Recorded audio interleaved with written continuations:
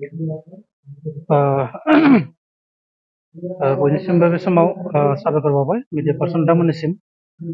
दिनै सनितपुर जिल्ला दुलाराय बर' फरायसा आफादनि सिङाव थानाय सा धेकियाजुलि दख'रा दुलाराय बर' फरायसा आफादा दिनैनि 5 जुन मुलुगनां आबहावा सान।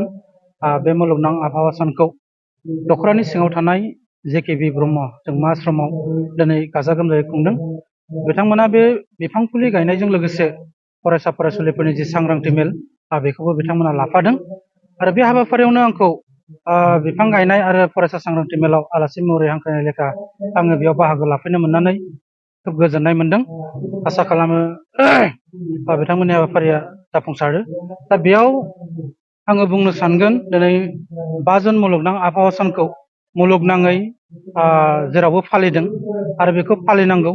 दिनैनि जि ग्लबेल वार्मिं जि मुलुगनां बिदुं दुंहावनाय जि बारा जालांबाय, दिनै बिफां लाइफाङा खमिलांबाय, दिनै जोंनि ओनसोलफोराव दंफां दाननाया बारा जालांबाय। नाथाय दिनै जोङो दिनैनि दिनाव जि गरमनि बिदुं बेखौ जोङो दिनै सुबुं माहारिफ्रा एसेबाबो फिल खालामनो हादों जे जोङो माबा मोनसे बिफां लाइफां खमिनि थाखाय जों दिनै दुंनायखौ जोङो हयथ' बारा मोनदों, बेखौ जों बयबो फिल खालामदों। दा बेनिखायनो दिनै जिहेथु बेखौ मुलुगनाङैनो बिफां गायनाय हाबाफारिखौ लायो, आबहावा सान हिसाबै जोङो बेखौ फालियो। आरो बे हिसाबैनो आङो बुंनो सानगोन जे जोंबो साफ्रोमबो बोसोराव साफायाव जुदि फांसे फांनै जों बिफां गायै गायै जोंनि ओनसोलफोराव जोङो जुदि मिथिंगायारि मोनसे सम्पदखौ जोङो बोखांनानै लाखिनो हायोब्ला जोंनि जि ग्लबेल वार्मिं जों बेखौ एसेबाबो जोङो बासायनो हागोन, बेखौ जोङो फोथायनो हायो। आरो बेजों लोगोसे मिथिंगायारिनि जि मोनसे जि बेबस्था बेखौ जों लाखियोब्ला जोंनि जि सुबुं माहारिनि थांना थानायाव जिहेथु जोङो अक्सिजेन लानानै जों जिहेतु थांनानै थायो आरो बे अक्सिजेनखौ जों बिफां लाइफां मिथिंगानिफ्रायनो मोनो। जिहेथु जोङो मिथिंगायारि जोङो बेसेबां साखोन सिखोनै जों बिफां लाइफां जोङो गायनानै लानो हागोन, एसेबांनो जोंनि गोग्गो देहानि थाखाय, गोग्गो सावस्रिनि थाखाय जोङो अक्सिजेन जोङो मोननो हागोन आरो सुबुं देहाफ्रा गोजोरै थागोन होननानै जोङो फोथायनो हायो।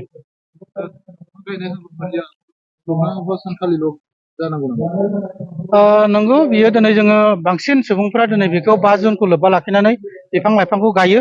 नाथाय आङो बे समाव बुंनो सानगोन दिनै बिफां गायनाया दिनै 5 जुनखौल' जोङो नेनानै थानो नाङा। मानोना जोङो गुबुन गुबुन समफ्रावबो जि समाव जोङो बिफांखौ गायोबा बिफाङा थांगोन, बै समखौ जोङो नोजोर बोनानै जाहाथे जोंनि ओनसोलफोराव, जोंनि फरायसालिफोराव, जोंनि मन्दिरफोराव, जोंनि गामिनि लामाफोराव, जोंनि लाइब्रेरिफोराव जोङो जोंनि बिफां गायनायखौ जोङो जागायनांगौ।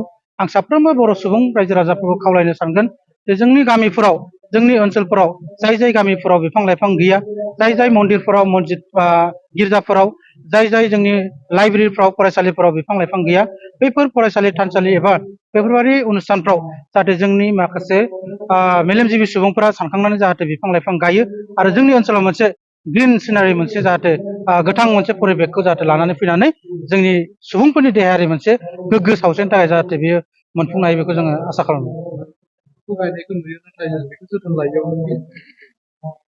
बेबो मोनसे खोब दुखुनांथाव बाथ्रा। थांनाय समफोराव जोङो गोबां फरेस्ट डिपार्टमेन्टनिफ्राय जोङो दंफांखौ बिनानै जोङो बिफां लानानै फैनाय जायो आरो बेखौ जों खोब जोथोनै गायनाय समाव गाजा गोमजायै जोङो गायनाय जायो, जोथोन लानाय जायो फार्स्टआव।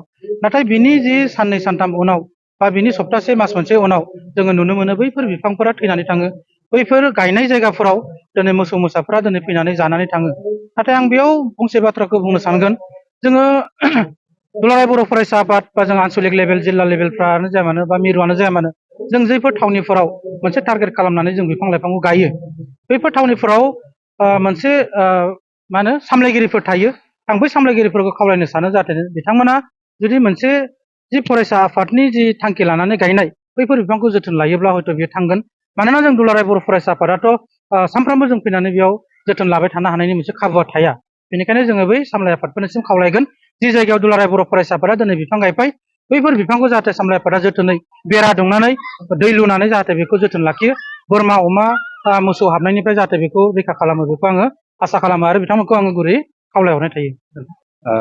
गिबियावनो नोंथांमोननि चेनेलनि अनसायगिरि बयनिसिमबो गाहाम हामलाय हरबाय। दिनै सा धेकियाजुलि दख'रा दुलाराय बर' फरायसा आफादा बे जेकेबि जोंमा आश्रमाव फैनानै दं, जि मुलुगनां आबहावा सान फालिनायजों लोगोसे बिफां फुलि गायबाय। बे खोब बाख्नायथाव हाबाफारि। दिनै बेहाय खमसे खम 200सो बिफां फुलि गायनाय जादों फरायसाफोर। दा बिनि उनावहाय बेयाव बिथांमोना सोलोंथाइ सांग्रांथि मेलबो लादों। बे बाख्नायथाव हाबाफारि गोजोननाय मोन्दों जे दख'रानि दैदेनगिरि बिथांमोनहा फैनानै बेयाव बे फरायसालियाव फरायनाय फरायसा फरायसुलिफोरजों माखासे थुलुंगानाय बाथ्राफोर सावरायफैबाय।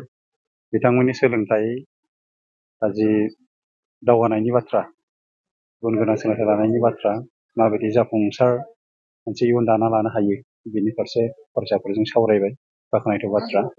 आरो बेहाय दिनै मुलुगनां आबहावा सानाव बिफांखौ जों मानो गायनो नांगौ, बिफां फुलिखौ जों बयबो मिथिगौ जे मुलुगनां दुंथाइ बे बारानिफ्राय बारा जालांगासिनो दङ। बेखौ थामि होनांगौब्ला जों बिफां फुलि गायनांगोन। आरो नैबे जिखि जोंमा आश्रमनि जि मोनसे कम्पाउन्ड, बे जिहेतु फरायसालिया गोदान, बे हिसाबै बिफांफोरा जाजोबाखै, लांदां, सान्दुं दुंब्ला खोब गरम जायो। बेनिखायनो दिनै फरायसालियाबो बेहाय खोब बुरजायैनो बिफां फुलि गायनाय हाबाफारि लादों। बेयावनो दख'रानि दैदेनगिरि बिथांमोनहाबो फरायसाफोरनिया फैनानै बे हाबाफारिखौ बेहाय मावफुंफैदों। बेखौ जोङो नैबे जिखि जोंमा आश्रमनि जानानै बरायदों आरो गोजोननाय मोन्दों आरो। गोजोनथाव खौरां, नोंथांमोननि थाखाय लानानै फैदों MRM मेम'रियेल हस्पिटालाव गोबां बेमार फाहामथाय होनायनि खाबु।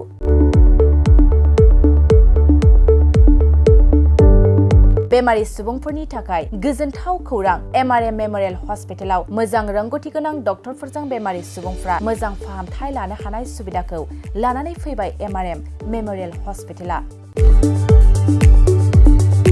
क'क्राझार सहरनि पुलिस पइन्ट आरो अमश्री हटेलनि साखाथियाव थानाय बयजोंबो मिथिसार जानाय MRM मेम'रियेल हस्पिटाला गोबां फेसिलिटिस खाबुफोर फोसावदों। MRM मेम'रियेल हस्पिटालनि फेसिलिटिफ्रानो जाबाय critical care, medicine, emergency medicine, paediatrician, pathologist, general medicine, diabetologist, OBS and gynae, cardiology, general surgeon, neuro surgery, advance laparoscopic ENT surgery department, ophthalmologist, surgical, gastroenterologist, neuro psychiatry, onco' surgery department, dermatologist, orthopaedics, residential medical officer, inter facility unit, physiotherapy, radiologist, histopathological department, urologist, emergency department, CT scan, X-ray, pathology department, vaccinator department आरो MRM memorial हस्पिटालाव 24 घन्टा जेब्लाबो खुलाय थागोन। लांलाय लाबोलायनि एम्बुलेन्सनि सुबिदायाबो 24 घन्टा थागोन। गोबां मिथिनो थाखाय नैबे 9854081948 936550204